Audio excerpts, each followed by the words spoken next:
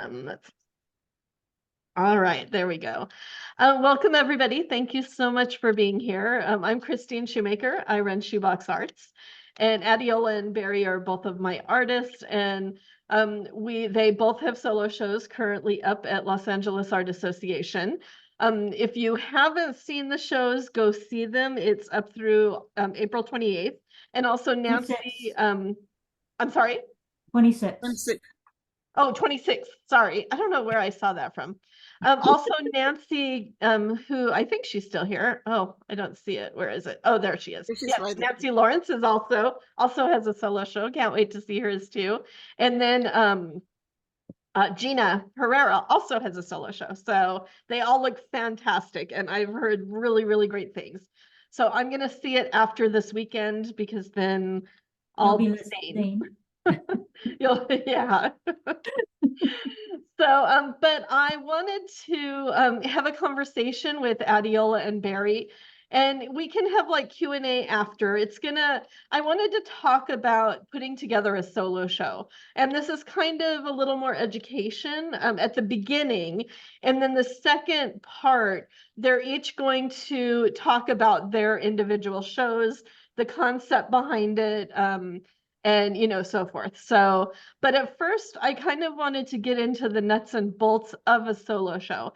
And of course, through Los Angeles Art Association, you submit a proposal, and so the proposal, I know, what month are we in? April? So the proposal was due September of last year. And so, and I know artists are already putting together proposals for this coming up September for solo shows. So like, tell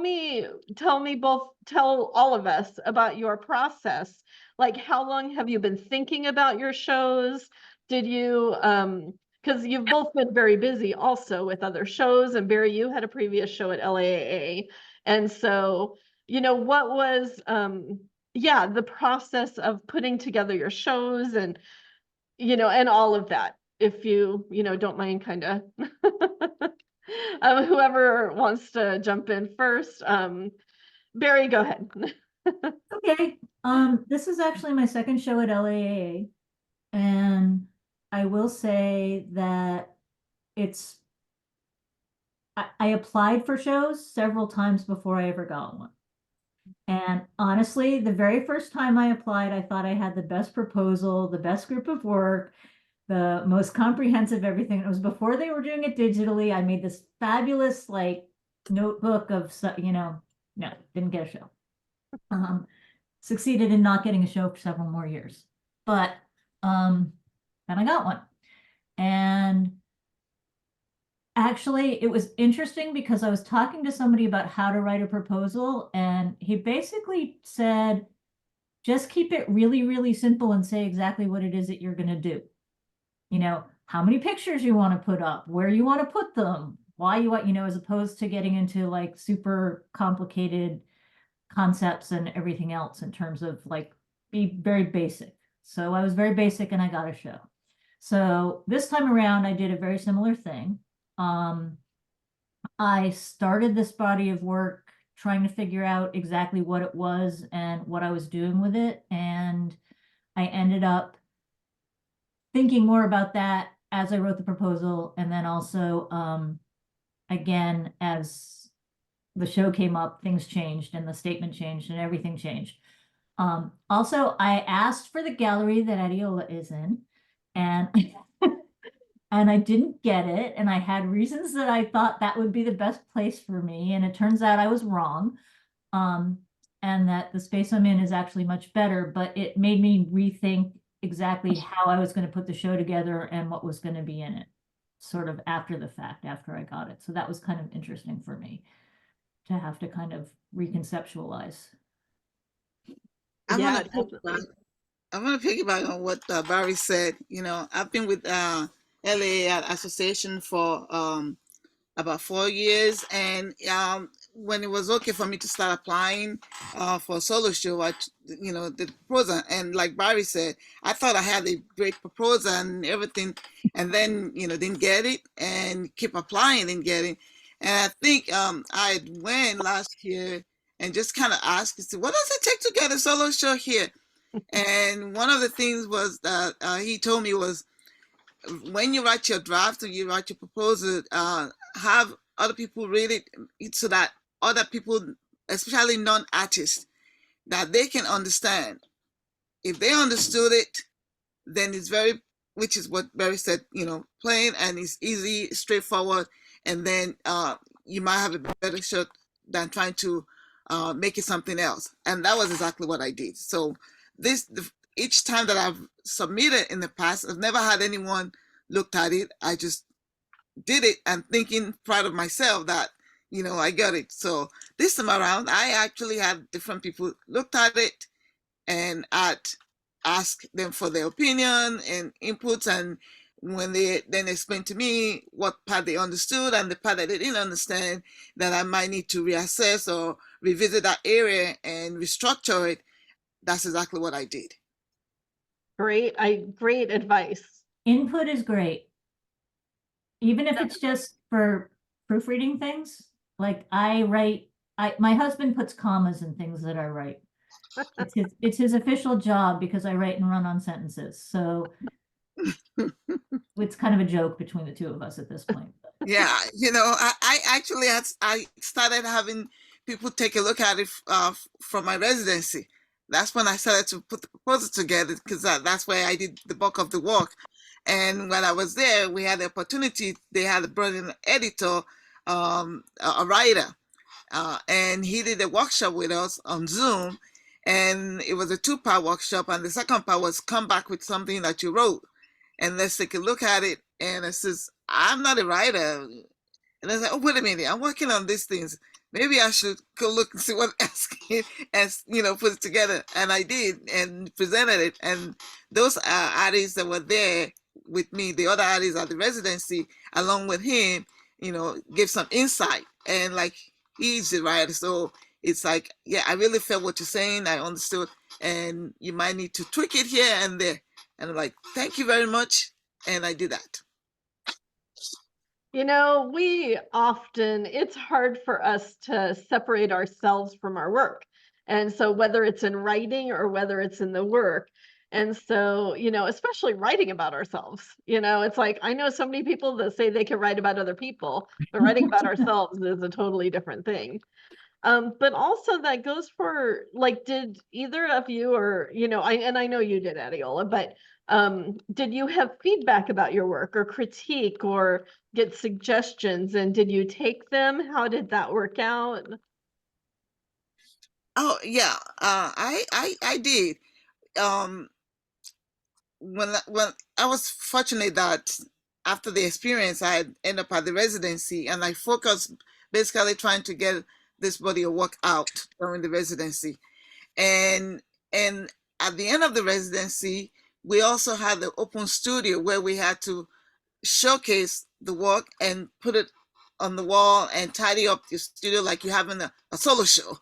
And each of the artists, we all went to each studio, and so I could tell from the feedback that I was getting from those group of people that were there, and without even telling them what it was all about, their responses of how they feel moved looking at the pieces, and the comments that they make to kind of guide me, like I'm on the right track, because if they can get it, great. And then when I had opportunity to talk about it, then they all like, oh gosh, okay, now it makes sense. Now I knew that what I was feeling, it wasn't just feeling. I was actually feeling something true to what you're trying to say. Definitely. Not updating software right now. Oh, my computer's like, do you want to update your software? I'm like, no. technology. That would not be the time. I know. I have kind of a funny, I work alone. I mean, most artists work alone. I get very solitary. Like, the pandemic for me was kind of, in a lot of ways, very normal.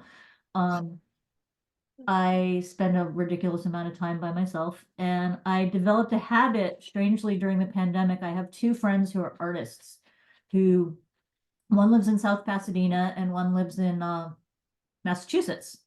and they may have at that point in time both been just as far away. It made no difference. And I started talking to them every day while we were working, and doing that sort of like being studio mates and talking about things, not on Zoom, just on the phone, so you could concentrate on what you were doing and just chatting about life or whatever, or work. But technology, which is annoying when it's doing the wrong thing, is also kind of amazing, because we started doing a thing where you would just like, if you were working on a piece, you could just snap a picture of it and send it and be like, what is wrong with this? Or should I continue with this? Or should I tack this to the wall and forget about it for 6 months? Or, what am I doing?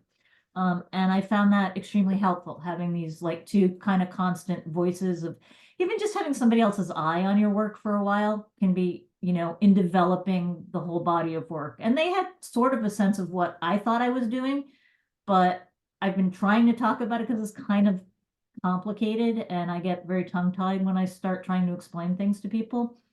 So I had that, and then I also have I'm in a couple of crit groups. One is sort of my perma crit group, which started before the pandemic and ended up staying together, which was an LAA group, and 7 of us just still meet. Oh, that's awesome. Because we like each other, and it's 3 years later. We actually met, we stayed together virtually, and then we decided to continue the group because we wanted everybody to get a chance to actually go to studios. But then after we all got through everything, we we're like, we like you, I like you, this is interesting, let's stay together. So we still meet. And then I started another group, which actually Adeola is in, which is how I met Adeola, which was also through LAA. And it's a really fantastic group of people, and that's extremely helpful to have people come and look at work.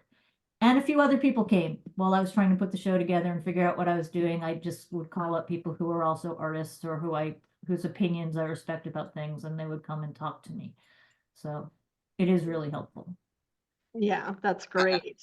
I also gonna add a little bit to that it is very helpful. Like she said, we're in the same critique group that she's leading, and I'm also part of the other critique group, the OC, and we've kept together. So I've been with them for a couple of years now, and we feel going while I'm doing the one with Barrie.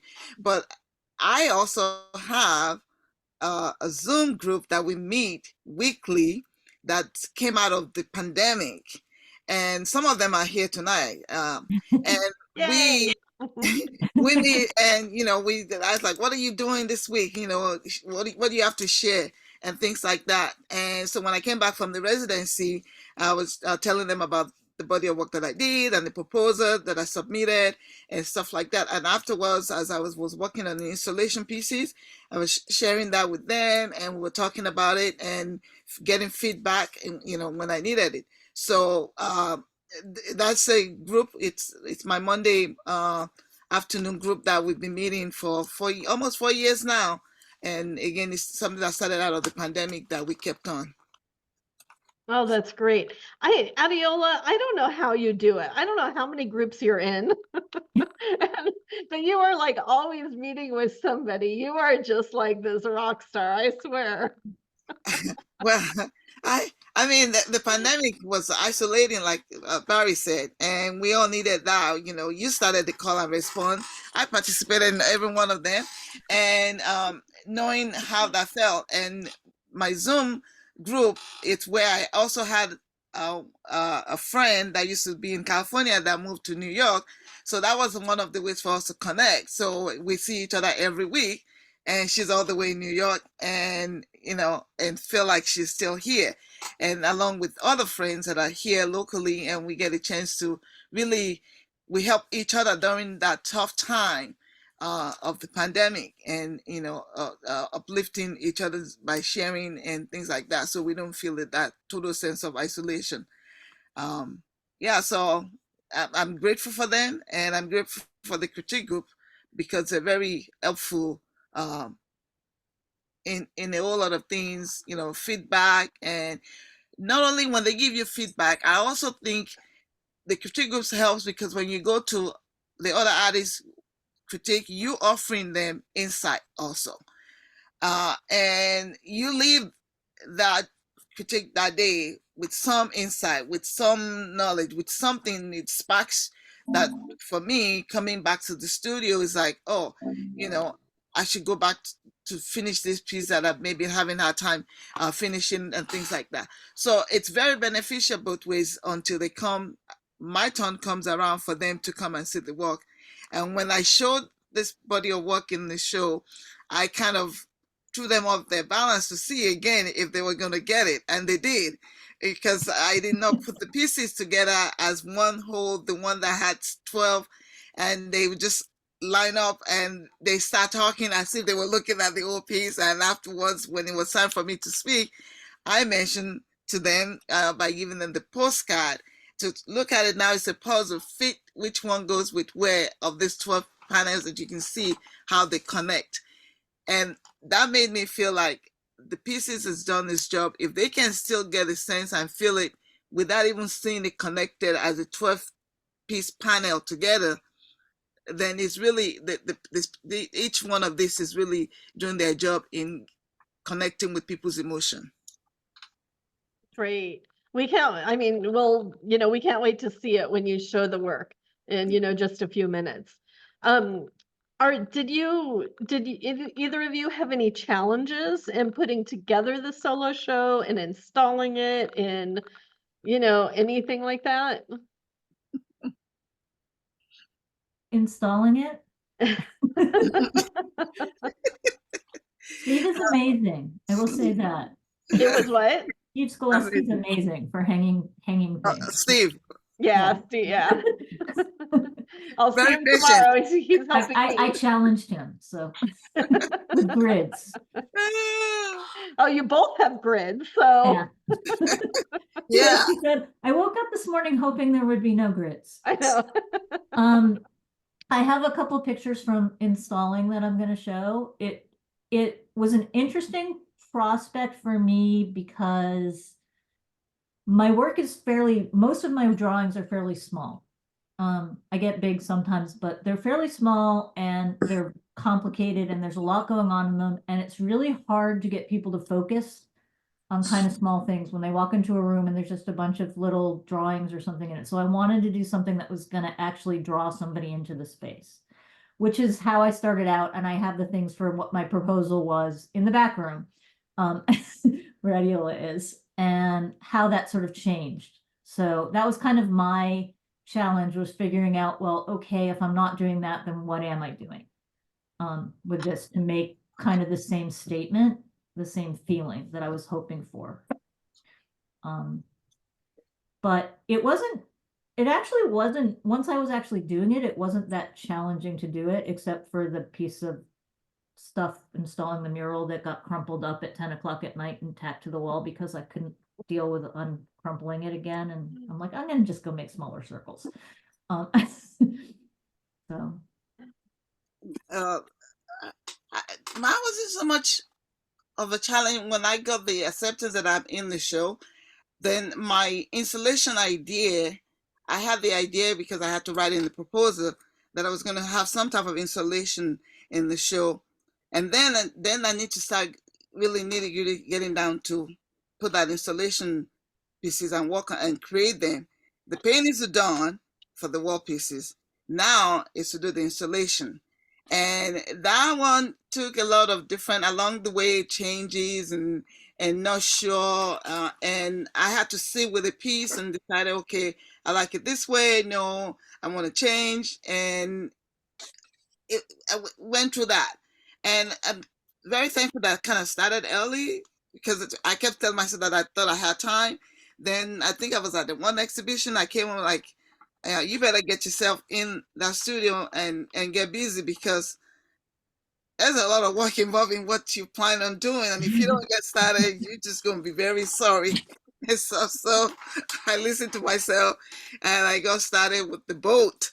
And that took a lot of time because there's a lot of hand stitchings with wire and getting the twig and putting together. And the idea that, okay, the boat will be fast and easy was just out the window. It's beautiful. Totally. What was that? It's beautiful. The boat is yeah, beautiful. but so So I was like, okay, it's nonstop. I was in there constantly, adding and building and building. Like, okay, I got to finish this side, but it's very tedious. And, and finally got to the point like, okay, I can stop now. I have to start working on the sculpture pieces and navigating how I wanted to do it. I have ideas. Some of the ideas change along the way, but I needed that time. And by allowing myself, I mean, I almost ran out of time, to be honest, it was like, okay, you just need to kind of package and let go of some other things that you want to do. And it helps when we did the critique to let go of some things that I was part of the plan that I wanted to incorporate into it. And when you and I met, Christine, also was helpful to say, okay, that can let go. Once I let go of that, then my focus was on finishing the sculpture pieces because everything else is done. And then getting my husband to help with the mounting of the other pieces. Yeah. Being the artist is one of those family affair things. Sometimes you gotta look in I was just gonna say that. There was a show at Shoebox Projects, and like Chen Hun Chen, her husband Lance was there. Samuel's husband Johnny was here, and there was another art husband, and I'm like, we need to start an art husband union. I mean, seriously. I mean, you both mentioned your husbands doing different things, so It's helpful. yeah, exactly. It can be helpful. Yeah. So before we move on and talk about your work specifically, I wanted to talk about like PR, like what type of marketing did you do for your show? Have you done for your show? Are you still going to do? And this is for all the artists listening, so they have an idea. So they have an idea of what you were able to do and what you just decided not to do, things like that. Well, I will say that Adeola has done a whole lot more than me, which is nice because she's in the same category.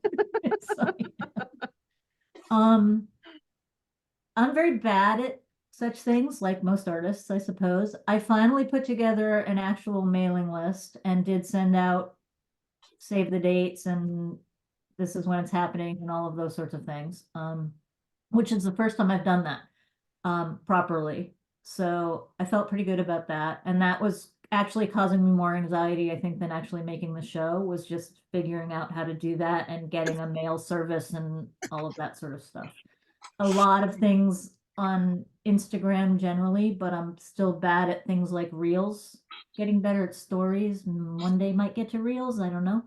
But a lot of posts, a lot of just, talking to people in general, life, putting it out there to like everybody all the time, having my friends tell everybody all the time, that sort of thing. But I'm not at a level or comfortable with like the proper PR thing or sending out press releases. I haven't figured out how to do that. And I don't have the money to hire somebody to do it for me at this point in time. So, kind of. It's a learning process, that's Yeah, for sure. And it's better than I did last time, though. Exactly, exactly. So, every time you add something new, and even just the email newsletter is huge. Having that mailing list, is a big thing.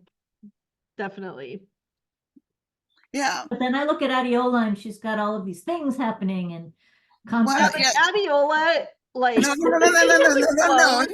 Adeola has a clone that we don't know about. It's a lot, I have a clone. Yes, I do have a clone machine right here. The other thing is, as a complete but no one mentioned about last year when no one heard about me for like 9 months when I was dealing with health issues and stuff.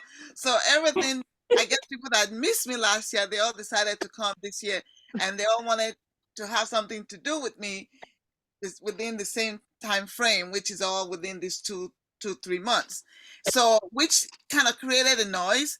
But then, I had to find a way and not to be totally insane or to lose my mind because there's a whole lot to deal with. but I also had help along the way. I solicit help with my daughter in helping me go through some stuff of picking the items, the work for this show and for that show, so that I'm not struggling with it in my head.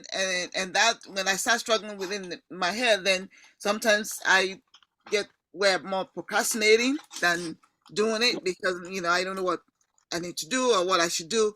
And along with my weekly Zoom cohort that we meet and things like that. So those were very helpful. And a lot of the other event that happens, there will body of work that's been sitting that's not something that I have to create entirely new for. So there was not that stress level. Like this show was the one that I had to do all new body of work for. So it was like, okay, I have the work. It's just a matter of delivering it to them and things like that. No problem. And that make that noise and people see. So I, do my news release in terms of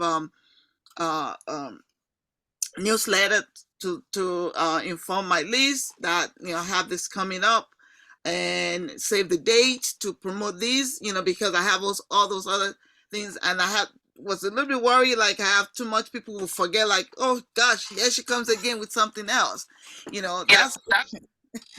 That's in the back of my mind, like, okay, the biggest one I'm working on, by the time we get to around to that, people might like, another one, so that's a challenge also, not having that space in between.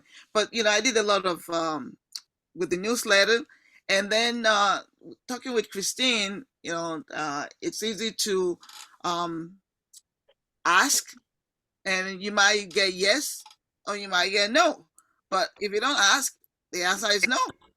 So I sent out the magazine Artillery and all those ones, and just sit one night at 1 a.m. I don't know, it's just like, okay, all of you, I'm targeting you all at once, and just did that. And to my surprise, about 3 of them listed the event, and so they sent me email, your event is listed. They even listed online the old news release. They didn't even try to head it. Like, oh, okay, cool. Because usually sometimes they just pick up 1 or 2 lines. So that was great to do. And those are new. Me eating those target, those are new for this show. I had to do a lot of that legwork. For the other show, I still make announcement on my Instagram and on Facebook, and the gallery. Also, some of the galleries that I work with, like the Old and Palm, they're also very good in doing a lot of social media publicity and things like that. I had a postcard printed, so that way people can read a little bit blurb about what this show is about on the back side of it, and see the image on one side, and also something that would be useful for me even when the exhibition is over, to be able to use, because it has QR code for them to use to see my upcoming shows, current and upcoming shows. They can scan it and the website, and so it becomes a tool not just for this exhibition, but beyond this exhibition, that I can still use whatever I have left over. Yeah, those are some of the things that I did, but I've always enjoyed doing reels and all that. It doesn't mean it brings all the followers. It's just something that I enjoy doing. It's easy for me to do it. Sometimes I like this. Okay, what can I do with it and stuff, and I just do it. And people think, oh, no, it just, sometimes I don't post anything, sometimes I do. So. You're just like giving me this idea to pair you all up, whoever wants to do it in our shoebox group, to do social media accountability. So you can help each other do reels. And I mean, because Adeola, you're the master of reels. And so, Barrie, you could, like learning from Adeola. I learned just looking at her reels, actually. Exactly. Well, I'm at least thinking about them now. Yeah. Well, hey, there are different tools that you can use that would help you with the veil. Those tools, and there's not even Instagram itself. They have a lot of built-in template that you can use that will help you, with the reels and stuff. You pick a template and you just pick. It tells you your media, and you just go look on your photos. Okay, this is that, and you put together and the template, because it's already formatted. Somebody set it up for you. You can use that. So I try not to reinvent the wheel. Sometimes I create and people use my template, and which is fine. And then there's other apps that would help you. There's so many of them. So perfect. Well, let's go ahead and jump into each of you talking about your work. And so what I'll do is I'll let you share the screen. And Adeola, if you want to go ahead and start and do that. Okay. And let me see, I'm going to remove Barrie and I's spotlight, and that way it's just your image that comes up. Okay. I'm going to mute myself. All right. So my exhibition, it's Sacred Imprints, Bearing Witness to Ancestral Spirits. And I'll get to that in a minute of how that came about. And this was my and this was put together by I gotta give a shout out, Veronica. I don't know if she's on tonight. She's one of my Monday Zoom friends that we meet, and she did this nice layout for me. She's a very excellent graphic artist, and also a fine artist. So this was something that she did and put together. So my inspiration came from going to Ghana. We actually went to Ghana to visit some relatives of my husband's, and while we were there, we decided to visit different attractions and different places. And myself, my daughter, and my husband were interested in. So we ended up going to the Cape Coast because it's one of the biggest places to visit. And when we went to the Cape Coast, I was just, at that point, we've seen other places, the market and all that. And then we went to the castle. And I came out of the castle very, very moved, a bit traumatized, and just in tears because of some of the things that I learned, and seeing the place of where people were held in the dungeon. The picture you're looking at right here, this is the Cape Coast Castle. This is a diagram that shows the way the castle is. Over here is usually where they do the auctioning of people.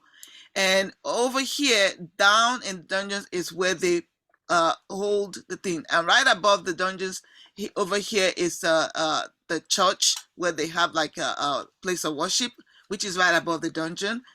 And here they come out somewhere on this end and get loaded into the ship and goes in. And this is like the shore you're looking at right here. And the blue represent the ocean. And we not only went to that, we also visited the Elmina Castle, which is the entrance to that here. I have a lot of imagery, but I just wanted to share a little bit just to kind of give you a sense of how the inspiration started. This is the Cape Castle, looking at it from where they have those the shotguns, and I'm facing the ocean right over there. And here I'll flip over with the ocean behind me, and you can see. So the ship will land over here, and people will be loaded up and then sail away into the new land. But when we were there, we went into the slave dungeon, and it's down, kind of like you're going into a basement, and you can see the slopeness of it. And when I was in there, I was moved because I kept seeing all this abstracted imagery on the walls of the castle, in the dungeons. And these are some of the photos that I took, and you would see how some of this photo reflects in some of the work that I did as I'm sharing that. And everywhere that I look, I see faces over here. I see faces over here. I see faces over here.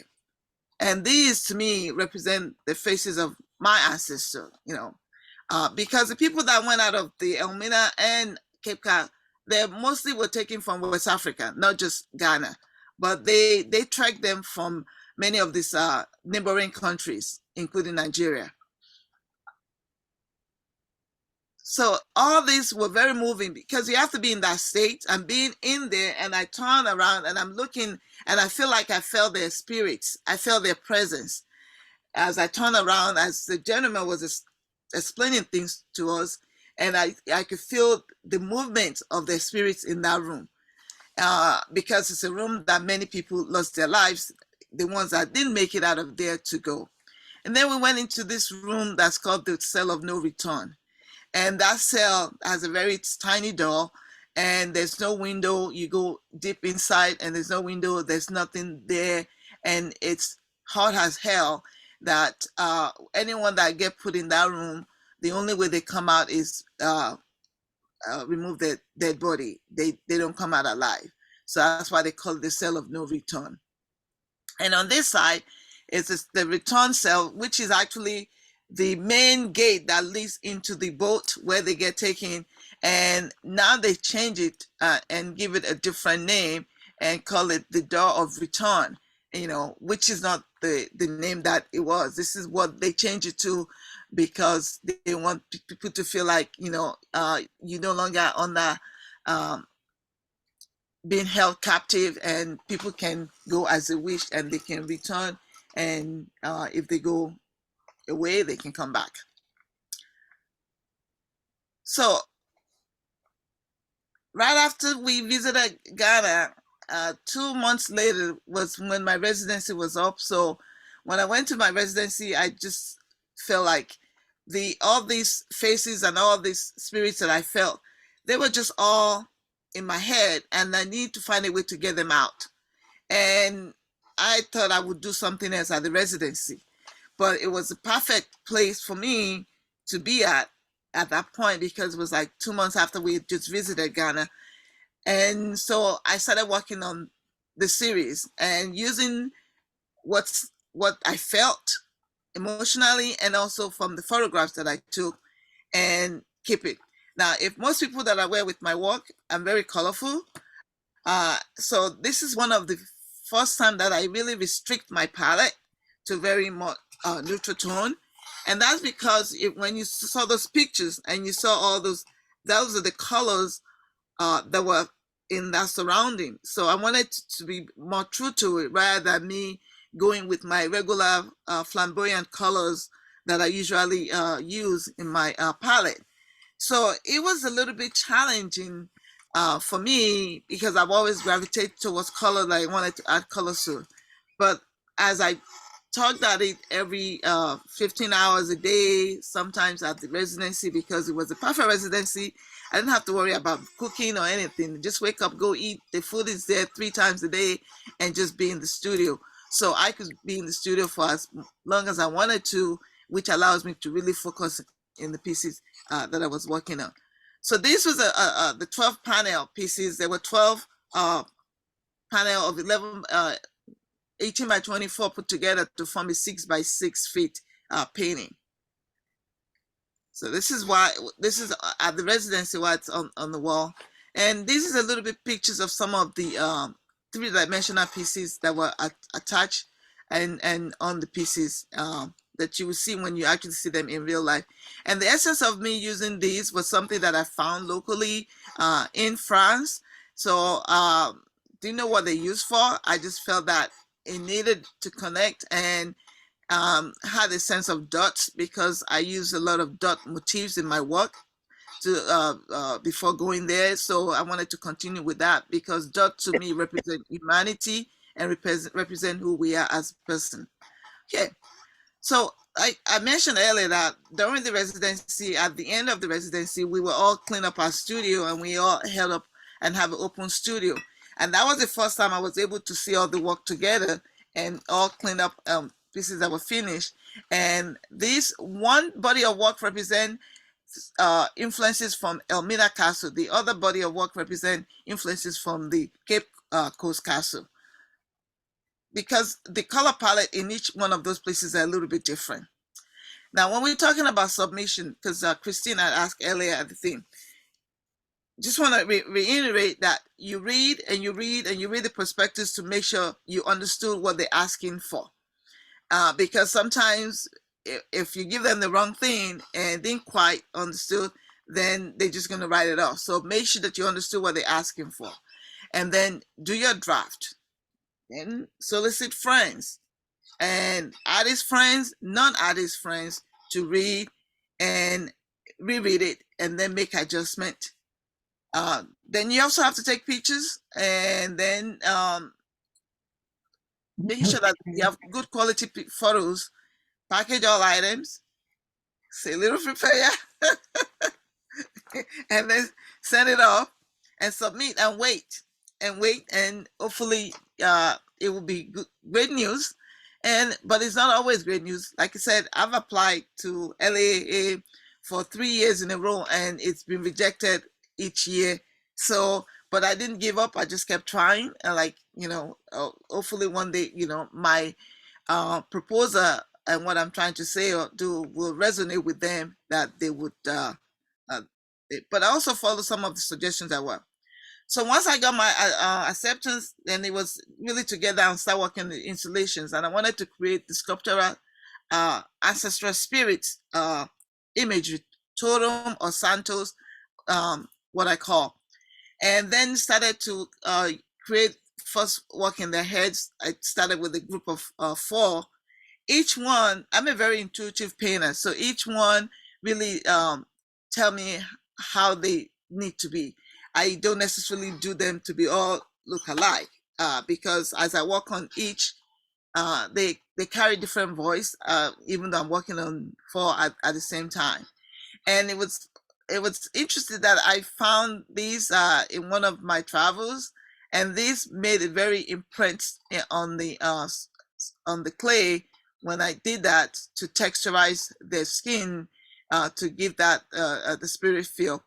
And then I also brought back some sand from Ghana. So they were all rolled in the sand from Ghana to add to the texture of their body, which stay true to the sense of their sources or what they represent.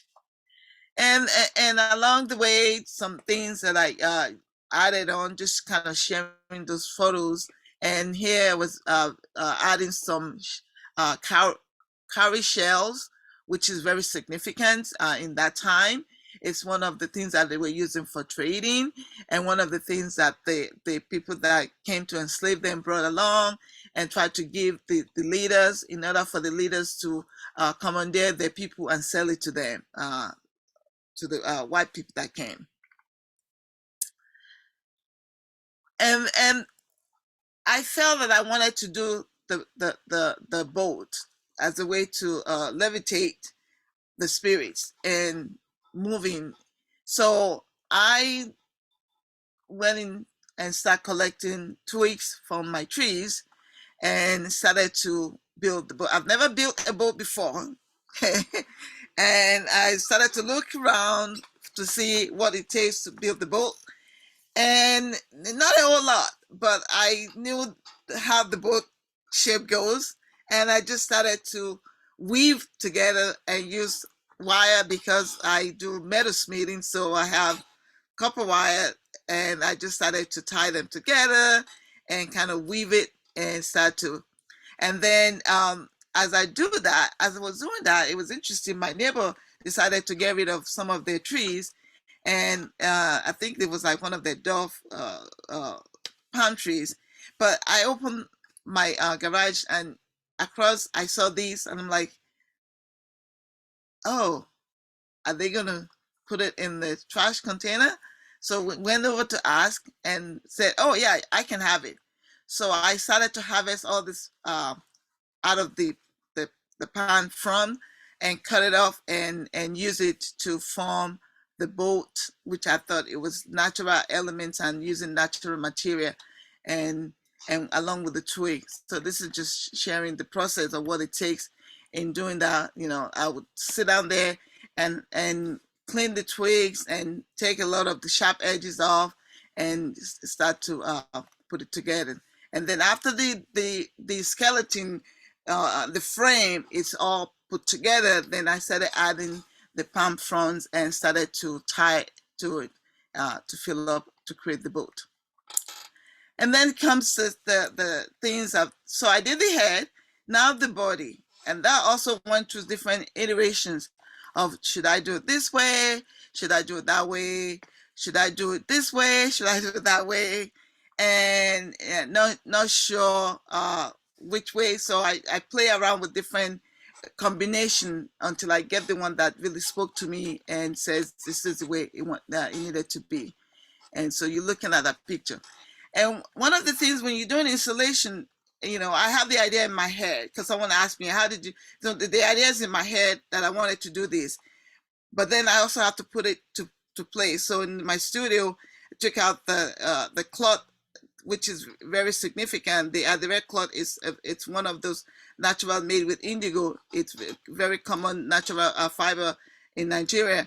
And I put it down, and then I set up the sculpture pieces around and try to see how they feed and how they look and play with that, so I won't be surprised when I go install the show. I know where everything goes and everything's worked together. So all those were staged at home in studio before the installation comes in. Even though the pieces were not quite done, as you can see from here, these were not done. These were not done. Some of them were done, but I just wanted to work out the process as I was going along to see where the pieces are.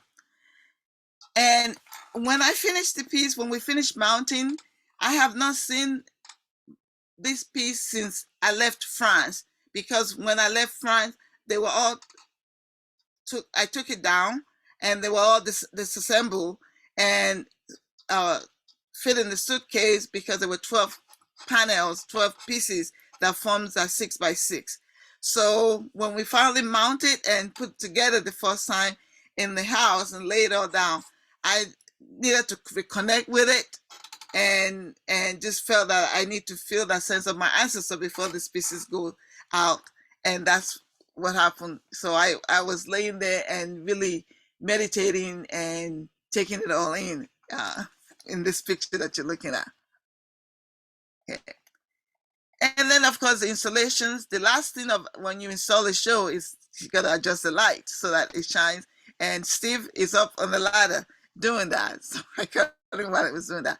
So I'm going to be going through and show you the install show, kind of give you a view.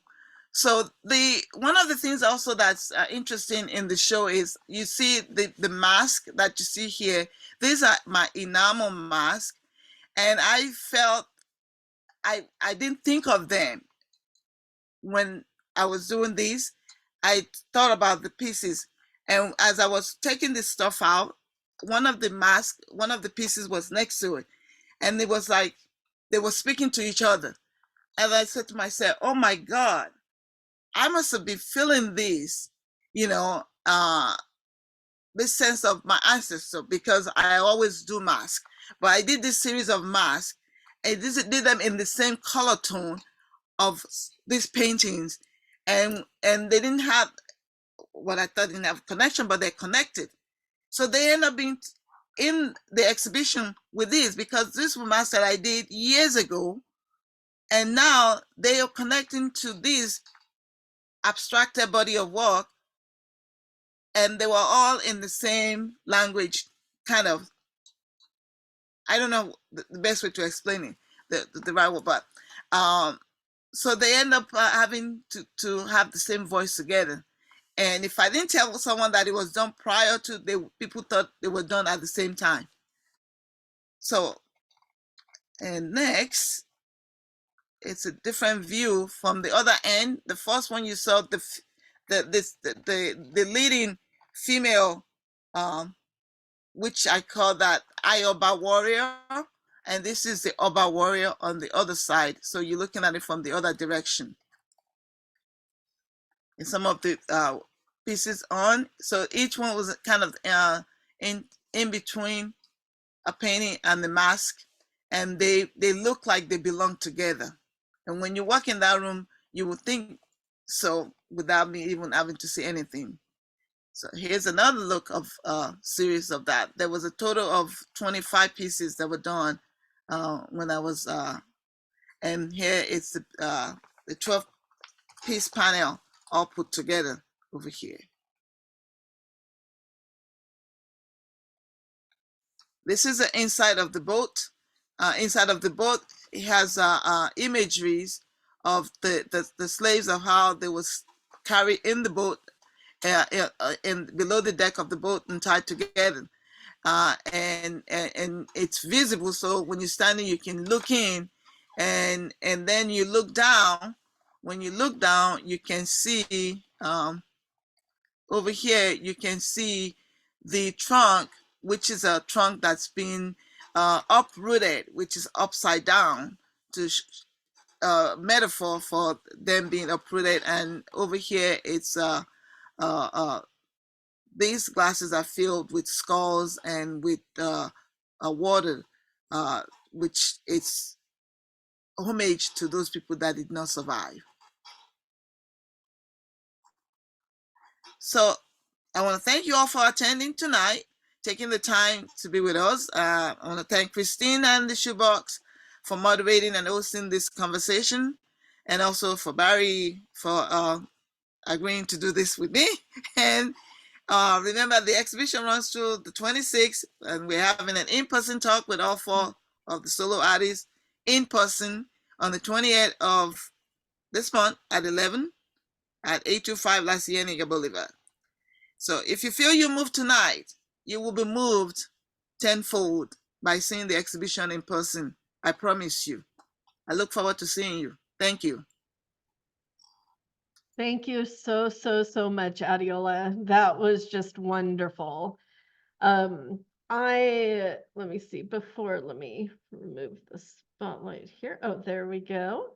Before we do Q&A, let's let Barrie go, and then anybody can ask questions to both everybody. But so powerful, and like you said, moving, and seeing it in person, I'm sure, this is already like making me teary. So thank you for sharing the experience and the history and all of it. So thank you. All right, Barrie, you're up. Okay. How do I share my screen? Oh, click on the green button there. I just did that. And then you click on desktop. It's asking me for some preferences. Are we going to do that now? Oh, no.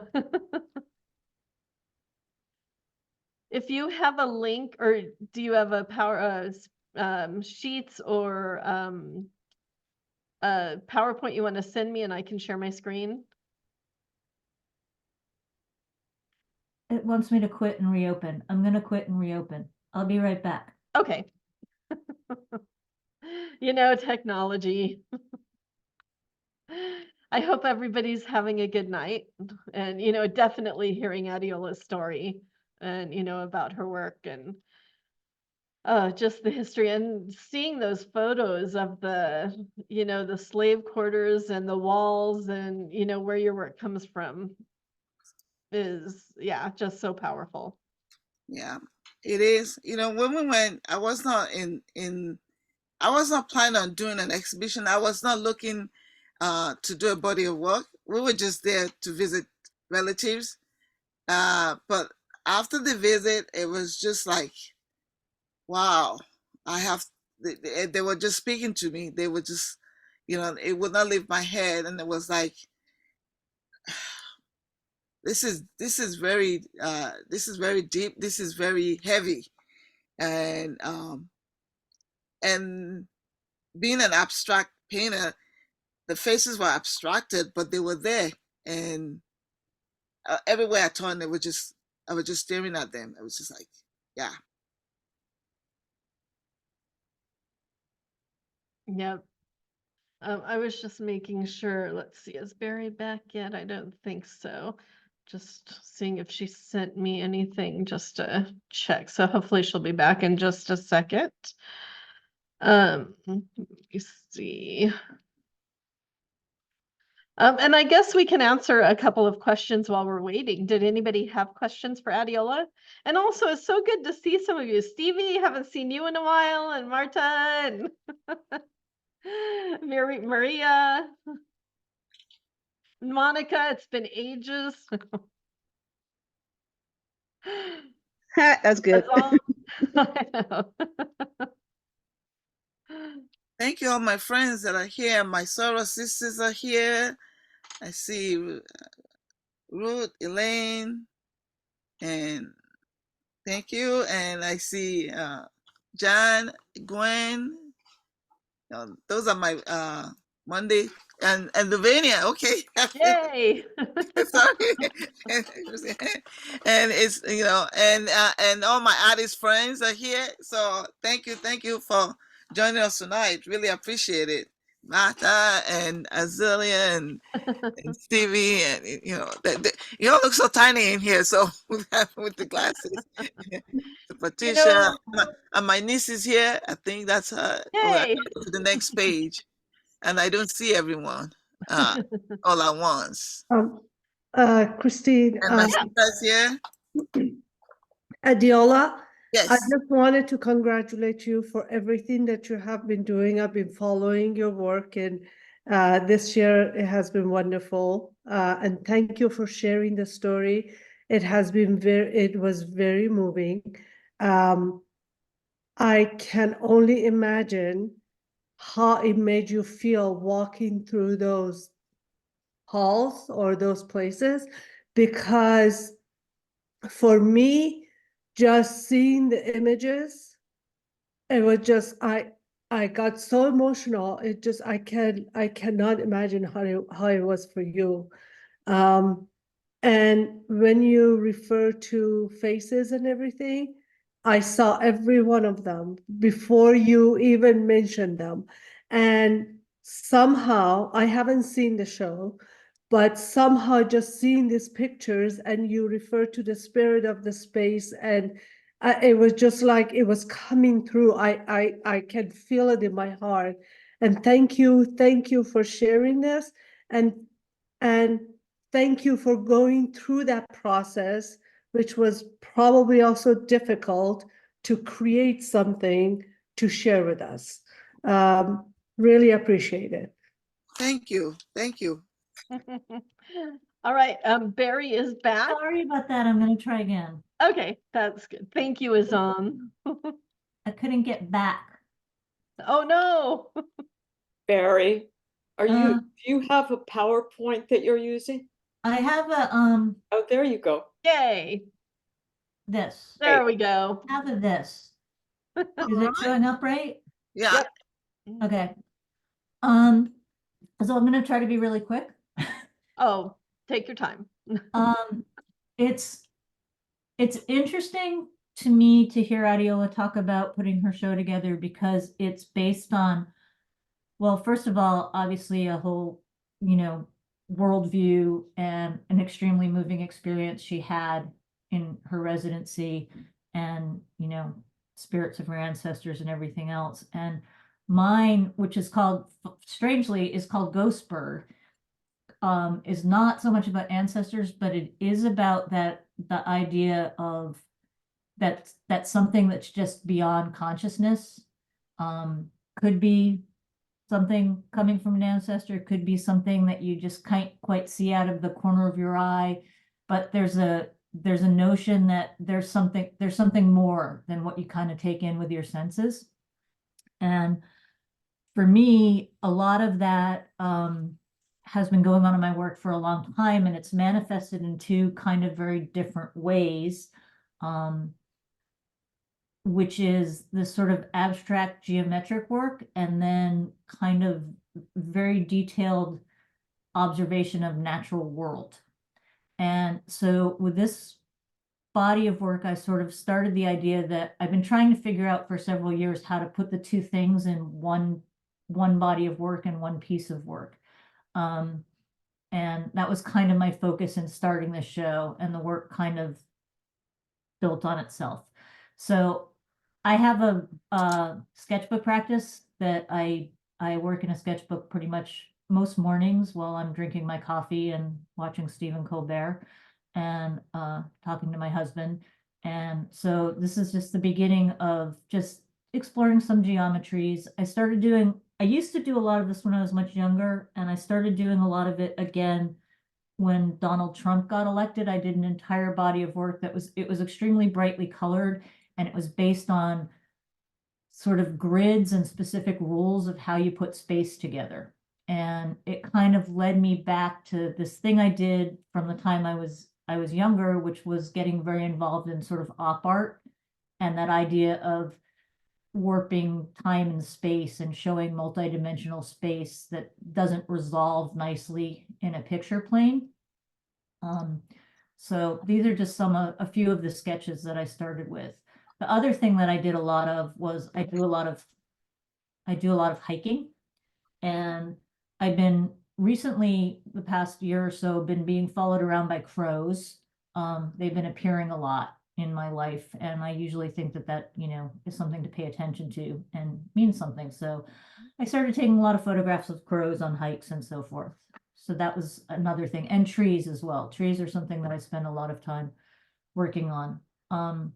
After doing a whole bunch of just explorations, where I started posting some of these things on Instagram, and I think I was telling Christine this the other day.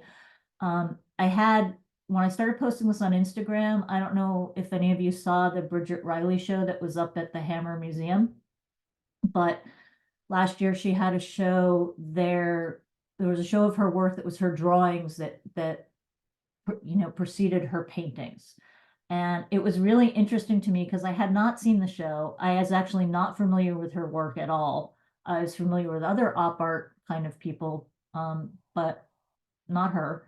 And so I decided I had to go see the show. And when I went to see the show, the interesting thing to me was that I had done a lot of the drawings that she had in her show, not having seen them, because when you start dealing with geometry and that sort of underlying pattern, it takes you certain places. You sort of discover the same things over again, even if they're made differently, but ultimately a lot of the images were identical, which was sort of fascinating to me. So this is a wall that I had up in my studio for a while, that was just I work digitally, and I also work in ink on paper, pencil on paper, and these are done in a sketchbook in ink, but then I scanned them and I printed them out so I could keep them in my sketchbook, and I could also hang them on my studio wall. And I just put a whole bunch of them up on my wall, and I kind of liked looking at them, but I was still trying to figure out, so how do I combine this work with sort of other work that I was working on? And I started trying to figure out how to put the trees and the birds and the things into the geometrics. And this is a completely failed drawing I started. It's not one of the first ones, but I made several that didn't quite work or didn't go where I thought they were going to go. But I'm showing you this because you can kind of see the process of drawing grids in pencil and then trying to fit things in together. Sometimes I work digitally in terms of compositing things sort of poorly to see how things might go together before I make final drawings. This body of work is kind of strange for me because it has almost no digital work in it. It's almost all done by hand. So when I went to make a proposal, I had a bunch of drawings, which I'll show you in a minute, that I had started doing that I wanted to show.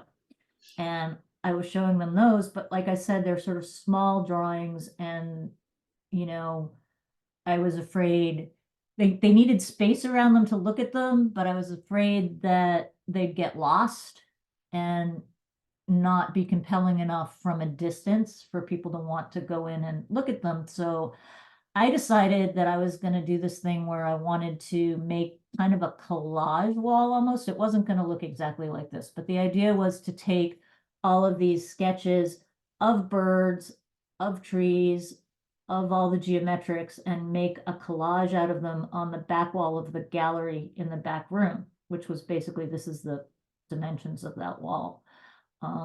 And this was just a suggestion of something you could possibly do, of how this could look, depending on what you know, I ended up with ultimately. So these two composites were made with the proposal to say, this is what I want to do. I want to do this wall that's kind of sketchy, and then I want to have very traditional, straightforward hanging of the works on either side of the gallery so that they had space in and of themselves so you could see them.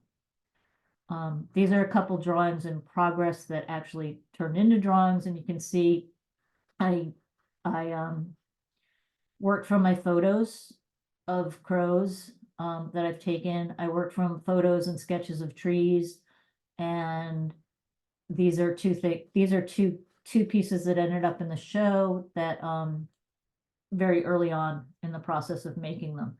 The thing about working with ink is you kind of have to know where you're going in a lot of cases. Most of these works are pretty premeditated.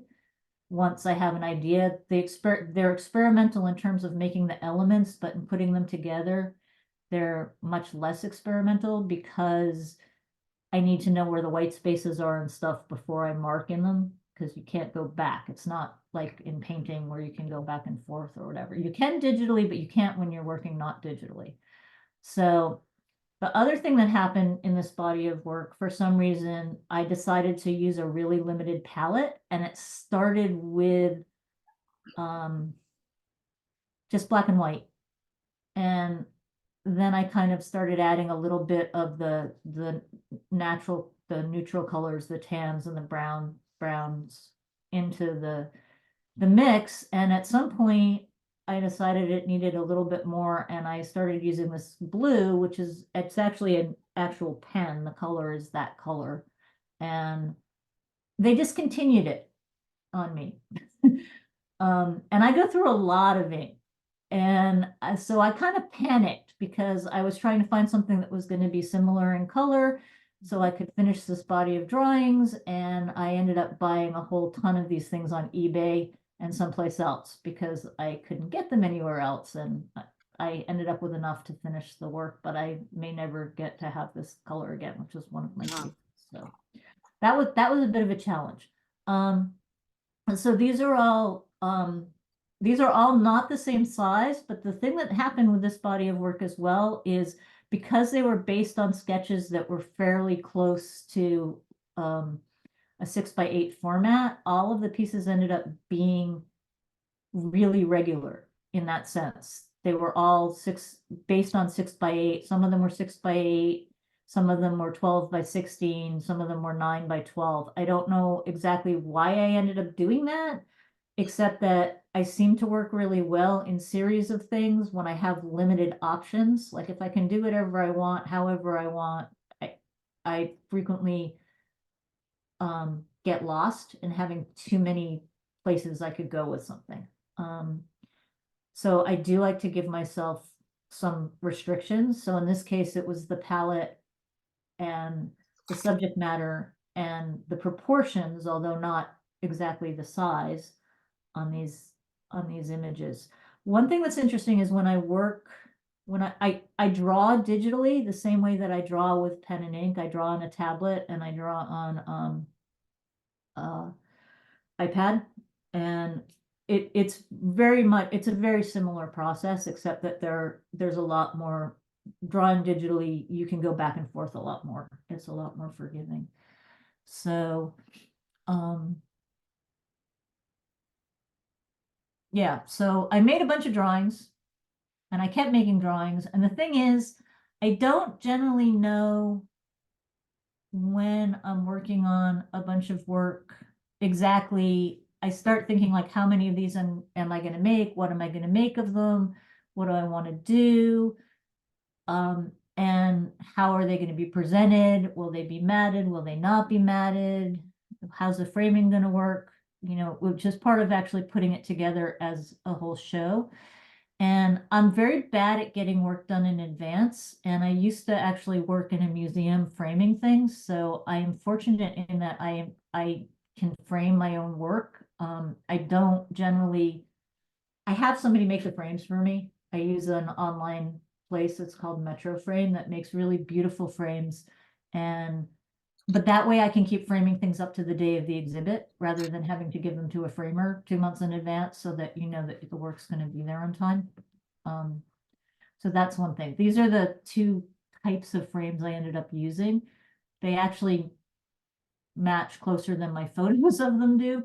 But in one case, I ended up floating the work, and in the other case, I ended up matting it because it looked a little bit neater that way.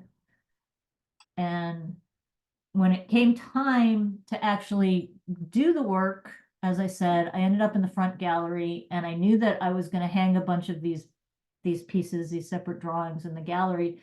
But I had the same issue, which was how do I make the room as a whole interesting and visually stimulating, and kind of take the idea, which was the idea in the back room, was to make the collage, that idea of the grid and the patterning and the way that the images are hung to kind of replicate the idea of the geometry within the pictures. So these were just a couple of things you can, this is actually the wall, the size of the wall. This is the opening that goes into the central gallery. This is the little light switch that's on the wall right here, this little gray bit. And so I was trying to figure out, well, what do I put on this wall and how do I do that to make it interesting? So I started playing around with this idea because this became sort of the signature piece of the show, which was called Ghost Bird. And it started off as an ink drawing. And I did it a long time ago and I sold it. And so I was thinking it wasn't going to be in the show, but I wanted it to be in the show because everything was sort of based on this.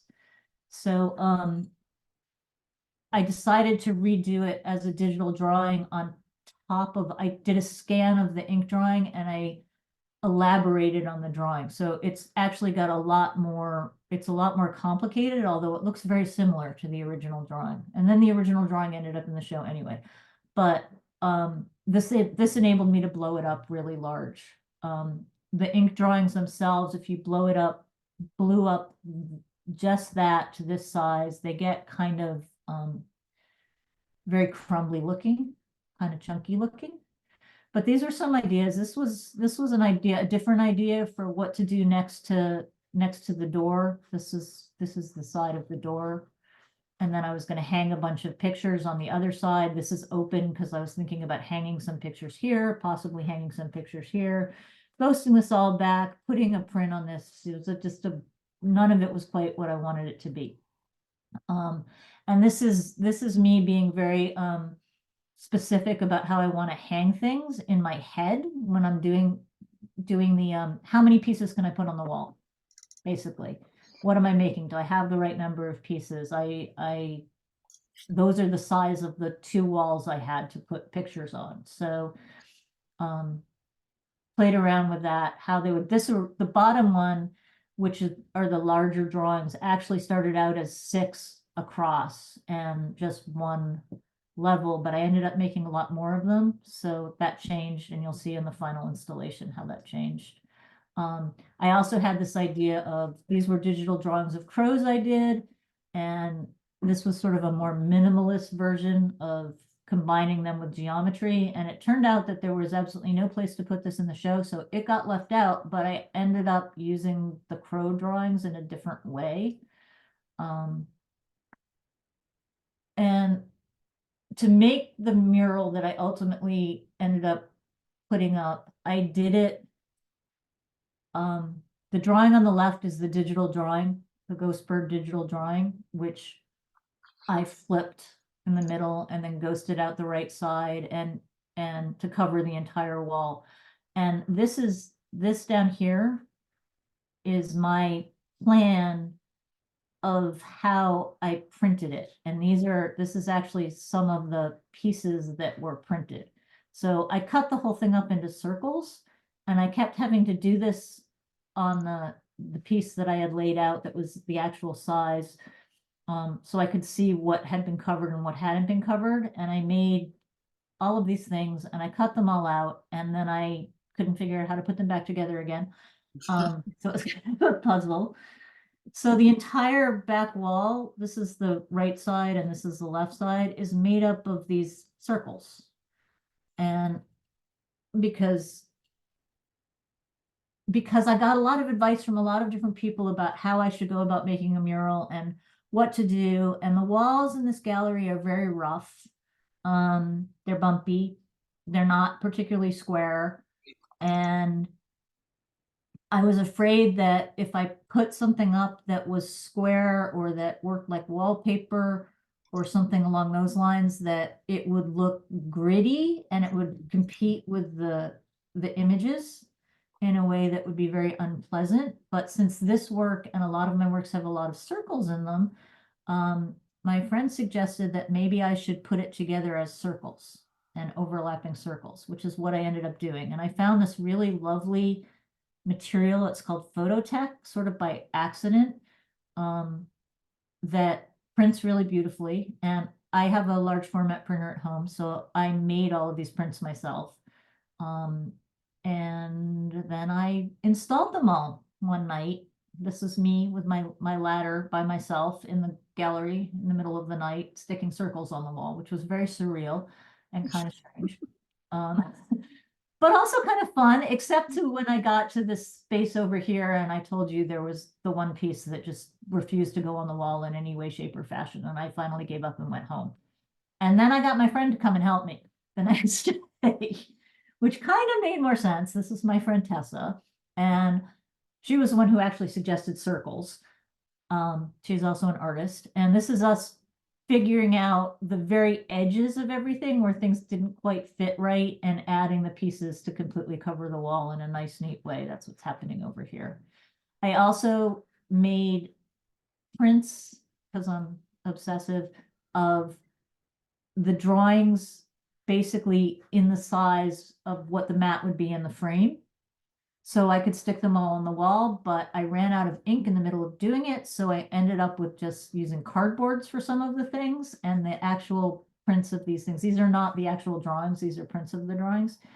And in this way, we could, the two of us, Tessa and I, could put all the things up on the wall and look at them exactly, really get an idea of what it was going to look like when you hung the things on the wall before having to actually hang the things on the wall, which is very helpful.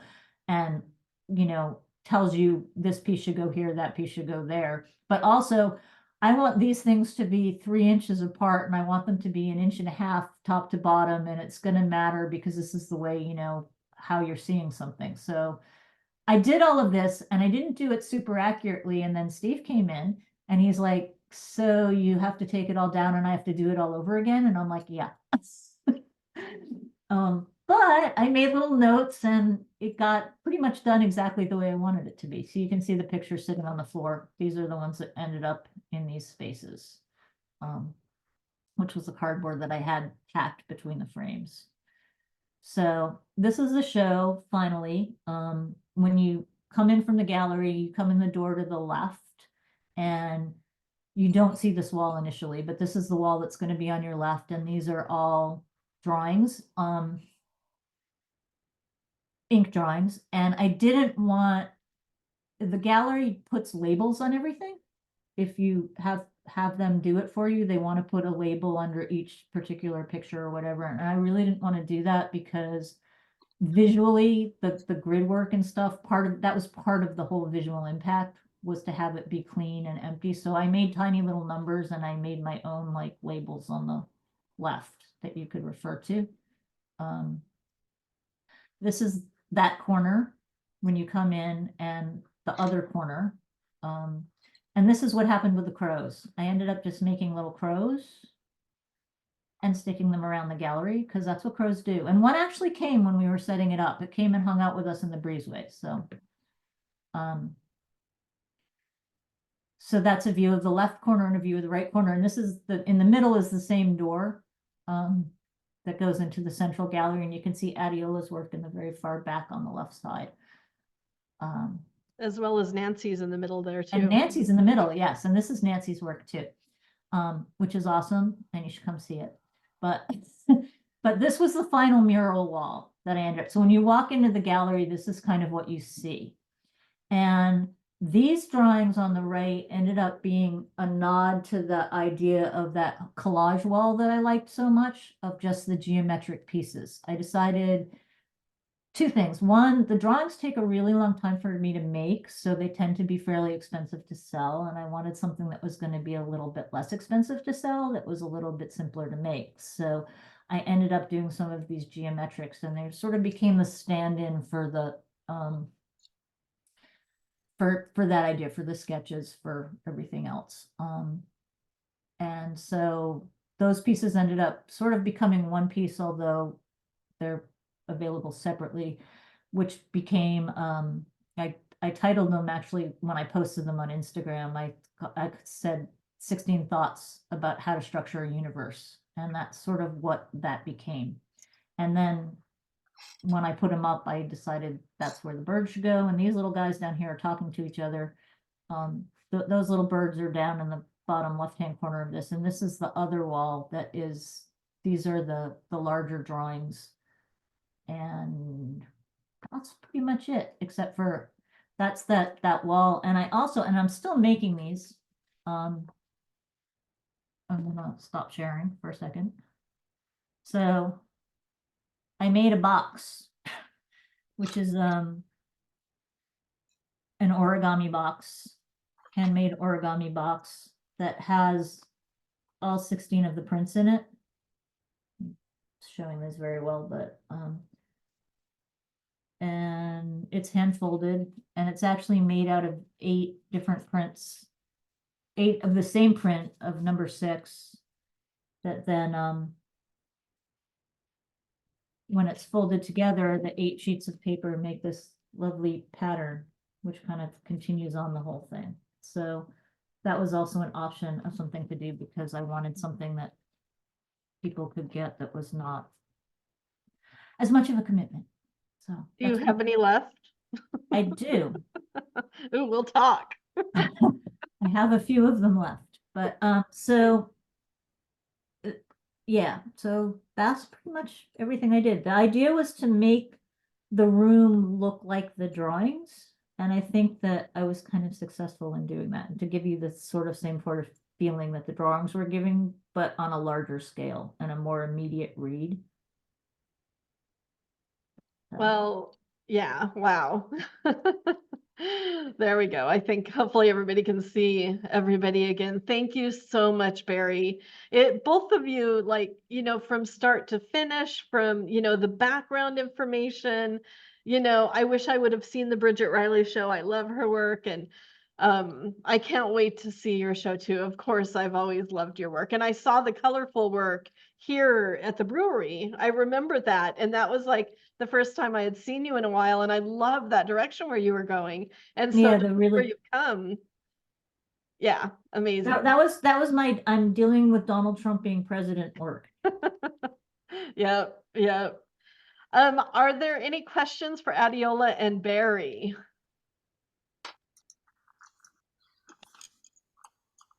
Nancy.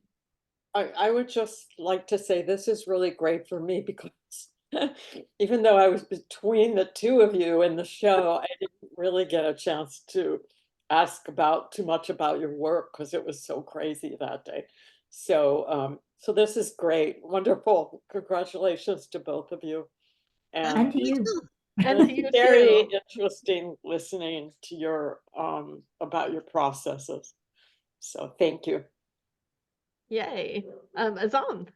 Yeah, thank you for sharing, Barrie. I love the way that you've displayed your work, and the work is amazing. And I cannot wait to go to the artist talk. So what is the date you mentioned? The April 20th? mhm. April 20th. Okay, At 11 a.m. Okay. And Yes. the other question is, when you had the artist opening, the opening reception, it said from 10 to 5. Were you present the entire time, or did you have a specific time to be there? I was there the whole time. Because kind of like with my framing thing, I'm not organized enough to tell people when I'm going to be someplace. specifically, and there were, you know, a lot of different kinds of different people who wanted to come at different times, so I just decided to be there all day. Yeah. It was exhausting, but actually went by really fast, and there were people there all day. Oh, to there talk you go. all day. You don't Although- have to stay all day, Azam. I mean, Peter says, he'll be there all day, but if you don't want to stay or can't stay, you don't have to. I was there from 10 to 4, so I left an hour early. Gina Okay. came a little bit later. She was Yeah, not there first she thing in the did, morning. But But because I had some people that wanted to come early because so I said I was going to be there at 11, but I ended up being there at 10. you were there when it opened. Because I wasn't sure of the traffic, so I didn't want to tell people I would be there at 10. I live way, too far. That traffic is always a bear coming, and you never know what's happening on 10 or 101. So I figure I'll give myself enough time. So if I get there at 10, so be it, I'm there. But if I get there because there's traffic or accident, then I'll get there at 11, because we left home around 8 o'clock so that we can get there on And time. you were there also until 5? Yes. Okay. It was there all Yeah. day. But I made like I said, brownies. yeah, we would, because people were there till the end. People were It was there a till busy after day. 5. Huh? It was a busy day. It was. By the end of the day, I was spent though. When I went to dinner, I was less talkative. They were like, "You're not talking." I'm like, "I've been talking all day." Can't I mean, believe you went there's- somewhere there's- after that. There's two things. It's like, it would be nice if they went back to doing it as just sort of a normal artist reception that was, 3 hours or 2 hours or whatever. But it's also kind of, there is something that's kind of nice about having a stream of people coming through all day and actually having more time to talk to people about work. Definitely. People you Dolores. know and people you don't know as well. Yeah. It spreads people out a little bit more, which, is why they started doing that, was because it was during the pandemic. But I know a lot of people who have shows there say the gallery is open from 10 until 5. I will be there from 2 until 4. Yeah. That's actually what I've been announcing. Because I'm Yeah. losing my voice because I've been coughing. So that's what I've been giving myself that time. But I'll be there earlier. Yeah. Thank you. And then I know that people mostly try to come when, you're there. Like I said, I'm just too disorganized to actually commit. Go ahead, Dolores. What does LAAA stand for, please? Los Angeles Arts Association. Thank you. Yeah, the website is laaa.org. Thank And you. they run Gallery 825, and they do group shows throughout the year that you can apply to, that are free if you're a member. You can't apply to them if you're not a member. They have the open show that anybody can apply to. It's the beginning of the year or the end of the year, I can't even remember. And then they do a bunch of solo shows.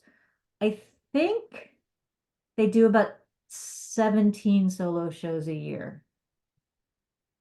And critique groups.